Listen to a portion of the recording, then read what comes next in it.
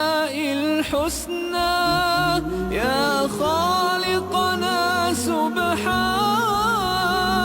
الله التواب الإله الوهاب الرب القريب الطيب المجيب الرقيب الحسيب بسم الله الرحمن الرحيم. الحمد لله رب العالمين، والصلاة والسلام على رسوله الكريم محمد وعلى آله الطيبين الطاهرين وأصحابه الأكرمين. اليوم في لقائنا الثاني مع الأستاذ الدكتور صبري الدمرداش. أهلا وسهلا بك دكتور صبري. يا مرحبا يا أخي الكريم. أستاذ العلوم الطبيعية في جامعة الكويت والمختص في الإعجاز العلمي في القرآن الكريم. اليوم نستفيد علما وإيمانا، ونحن نقف وقفات تأملية فيها تركيز وروية مع كتاب الله سبحانه وتعالى. واخترنا تكميلا للحلقة الماضية آية رقم 73 و74 التي تتكلم عن تحد غريب يلفت النظر ويثير التساؤل، ألا وهو أن يتحدى الله سبحانه وتعالى الخلق جميعا بالذبابة التي نحتقرها وليست هي بالعين شيئا. قال تبارك وتعالى في سورة الحج: يا أيها الناس ضرب مثل فاستمعوا له إن الذين تدعون من دون الله لن يخلقوا ذبابا ولو اجتمعوا له وإن يسلبهم الذباب شيئا لا يستنقذوه منه ضعف الطالب والمطلوب ما قدر الله حق قدره إن الله لقوي عزيز. في عصر العلم والانبهار والغرور والافتخار بهذه الإنجازات العظيمة التي أدت بالبعض إلى النظر إلى الإيمان على أنه شيء فرعي فردي في ذيل قافلة الثقافة، جاءت هذه الآية لكي تقول إن العلم يتحداك بالذبابة، وإن الإيمان يكون بالتأمل حتى من خلال الذبابة لكي تصل إلى الحق. كيف هذا يا دكتور صبري الدمرداش؟ الحقيقة احنا كنا وصلنا وإن يسلبهم الذباب شيئا. وصلنا بعد الحلقة الماضية وإن يسلبهم الذباب شيئا لا يستنقذوه منه. الآية تقول يا من للبشر كله لمن تعبدون غير الله وتتوجهون إلى غيره إذا أخذ منكم الذباب شيء وسلبكم إياه.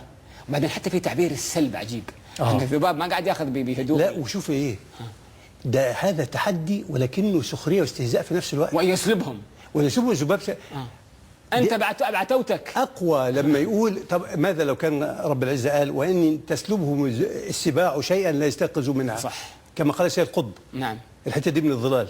أيوة. ماذا لو كان قال رب العزة وإن تسلبوا السباع شيء، هتوح في النفس القوة بدل الضعف. نعم. لكن لا، احنا عاوزين الضعف اللي هو يعني أضعف شيء ما انتوش قادرين عليه. قلت القرطبي قال لماذا اختار الذباب؟ لأربع أسباب. ضعفي ومهانتي وقذارتي وكثرتي. وهذا حقيقي. واحنا قلنا هو ثالث أكثر مخلوق انتشارا على سطح ده. في مناطق يا دكتور محمد للآن الذباب محتلها، مانع الإنسان مش من دخولها حتى. عجيب. ما طبعا إلى الآن، لأن في 100,000 نوع من الذباب. طيب. وإن يسلب السلب وإن يسلبوا بالذباب شيئا لا يستيقظوا منه.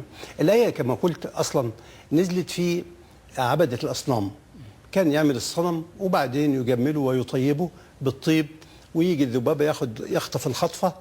فربنا بيقول لهم ده اللي انتم بتعبدون من دوني دول غير قادرين على استرجاع هذه الخطفة من الذباب، وإن يسلبوا من الذباب شيئا لا يستيقظوا منه. لما بقى؟ لأن الذباب عفوا عندما بيحط على القاذورات والنفايات والمخلفات. نعم. ويهاجم أطعمة الإنسان وأشربته.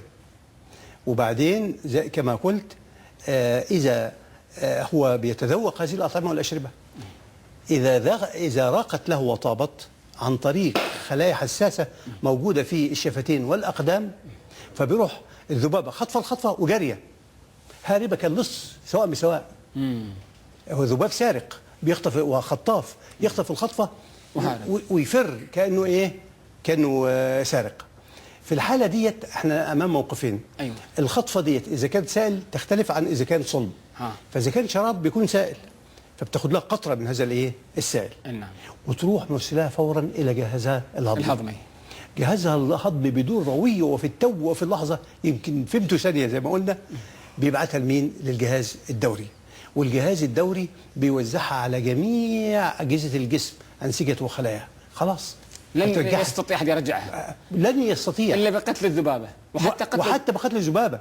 هي أصبحت جزء من مادتها خلاص، أصبحت جزء من بنية الذبابة، من بنية الذبابة. نعم. من نسيجها، من خلاياها. إذن عنصر الزمن هنا والتحول السريع جدا طبعا له دور تشير إليه الآية، تشير عليه الآية. ويسلبهم الذباب شيئا لا يستنقذ منه. عامل الزمن مهم جدا. طيب، ده بالنسبة لإيه؟ للأشربة. ماذا عن الأطعمة؟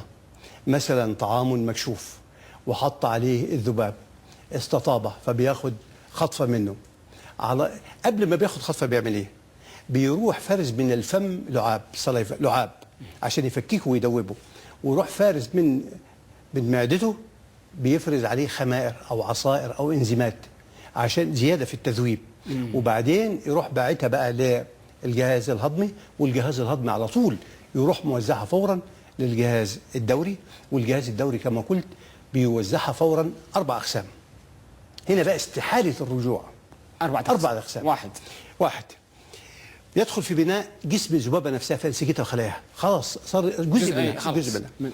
2 بيتحول إلى طاقة. طاقة ما تسترجع كده بالطيران.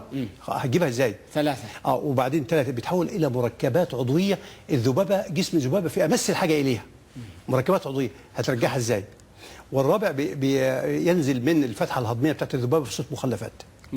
اذا خلاص انتهت الماده اللي اخذت. ولا يستطيع البشر مجتمعين ولا متفرقين ان هم يسترجعوا اي جزء من هذه الاجزاء الاربعه. خلاص سواء الطاقه، سواء بنيه الجسم، سواء المركبات العضويه، سواء المخلفات، خلاص. هل هنا هذه الحقيقه هي التي جعلت تمام الايه تقول ضعف الطالب والمطلوب؟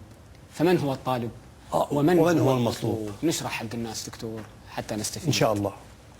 الان ضعف الطالب والمطلوب في تفسيرات كثيره له. من تفسير السدي وآخرين يقولون أن الطالب والمطلوب هما العابد والمعبود. المعبود الصنم، والعابد المشرك الوثني الذي يرجو من هذا الصنم. يرجو منه ماذا؟ يرجو منه خيرا يرتجى أو دفع أو ضرا يدفع. لا هو لا قادر على هذا ولا على ذاك، هو عيي. واخد بال حضرتك؟ وبعدين لكن ابن عباس عاجبني في الحته دي كالعاده. صاحبك ابن عباس، صاحبنا كلنا والله. ايوه، ماذا قال ابن عباس؟ ابن عباس قال لك الطالب والمطلوب، الطالب هو الصنم والمطلوب هو الذباب. لان هي في الاصل كده. وسياق الايه وان يسلبهم الذباب شيئا، يسلبهم عايد على مين؟ على الاصنام، على المعبودات. والسالب هو سلب الذباب طبعا. دقيقه واحده، لان فعلا الضمير عايد على مين؟ وان يسلبهم الذباب شيئا لا يستنقذوا منه. لا يستنقذوا منه مين؟ الأصنام اللي بيعبدوها. ففعلا كلام ابن عباس صح 100%. فضعف الطالب والمطلوب، الطالب هو الصنم والمطلوب هو الايه؟ الذباب. وعندنا دكتور محمد 3 أطراف، في سالب هناك سالب ومسلوب ومسلوب منه. أما السالب فبلا شك هو الذباب. هذا متفق عليه. واضح، لأن هو عنصر والمسلوب منه الصنم. والمسلوب الطيب اللي الذباب بياخده منه. وقد يكون تمر، لان يسمعون احيانا من تمر فيه حلاه. من الممكن كانوا بيجيبوا العجوه المهروسه ديت اللي هي التمر ويضمخوا جسد الصنم، فمن الممكن الطيب. إذن عندنا سالب ومسلوب منه. السالب بلا شك هو الذباب، والمسلوب منه الصنم. والمسلوب منه الصنم. ماده السلب او المسلوب، لا المسلوب مؤكد هو الطيب او التمر او ما كان على الصنم. هذا المعبود، ما كان على هذا المعبود. هذا المعبود الذي لا يستطيع ان يجلب نفعا ولا يدفع ضرا. بعد هذه الآية